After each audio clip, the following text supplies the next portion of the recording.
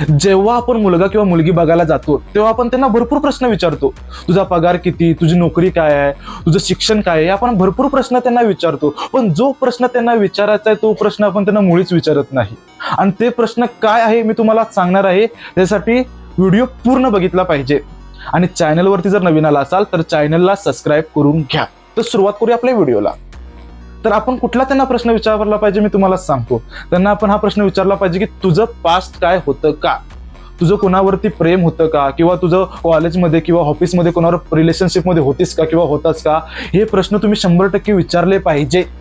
जर तुम्ही arrange marriage करत असाल तर हे जर प्रश्न तुम्ही एकामेकांशी विचारला नसाल तर मी तुम्हाला सांगतो याचे परिणाम काय होतात. एकामेकाची भांडणं, एकामेकांवर संशय घेणे फुकटचा, हे प्रॉब्लेम येतात. आणि ह्याचा त्रास तुम्हाला जेवढा होतो तेवढाच त्रास तुमच्या फॅमिलीला सुद्धा होतो. त्यासाठी मी तुम्हाला स्पष्ट सांगतोय, तुम्ही जर अरेंज मॅरेज करत असाल तर तुम्ही हा प्रश्न त्यांना विचारलाच पाहिजे की तुझं आधी कोणावर प्रेम होतं का.